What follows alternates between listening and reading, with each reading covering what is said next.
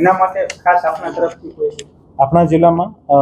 Total જે છે આ 361 પેટ્રોલ પંપ્સ જે છે આ કાર્યરત છે અને આ 361માં IOCLના 108, BPCLના 82, HPCLના 86, ન્યારાના 59, શેલના 8 અને રિલાયન્સ જીઓના 18 પંપ આવે છે. આ તમામ ઓઇલ માર્કેટિંગ કંપની સાથે સતત વહીવટીતંત્ર સંકલનમાં છે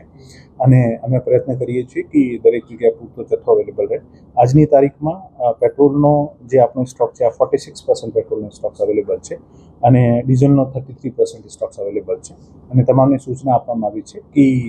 કોઈ પણ પંપ ડ્રાય નહીં થાય અને અથવા માણસો જતા હોય તો આને નિયમિત પુરવઠો જે છે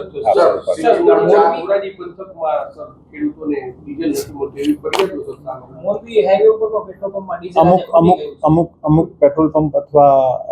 વિસ્તારમાંથી એવી સૂચનાઓ મળતી હોય છે જેથી સંબંધિત IOMC ઓઇલ માર્કેટિંગ કંપનીઝને વાત કરીને આને પુરવઠો ઝડપથી મળી જાય અને અગવડ ના પડે ખેડૂતોને અથવા રાહગીરોને. મોટા કમર્શિયલ ટ્રક્સ વગેરે નાના વ્હીકલ્સને પણ આને માટે સૂચના આપો. સાહેબ તમે જે કીધું 361 હા, એમાંથી બંધ કેટલા છે આજની તારીખમાં? મારા આંકડા પ્રમાણે તમામમાં ડીઝલનો જથ્થો રિઝર્વ સ્ટોક જે છે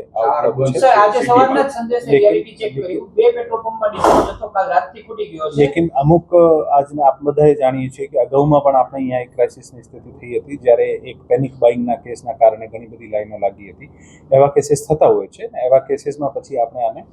વાત કરીને ઓઇલ માર્કેટિંગ કંપનીને વાત કરીને આને ઝડપથી ડીઝલ અથવા પેટ્રોલનો જથ્થો જે છે સમયસર મળે આને માટે આપણે પ્રયત્ન કરીશું કે આ ચાર જે છે અને ચોકડી પાસે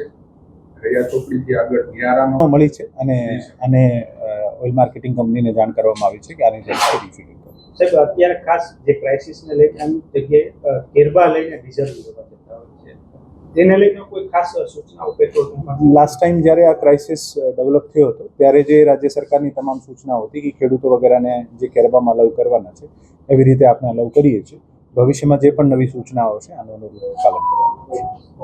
છે.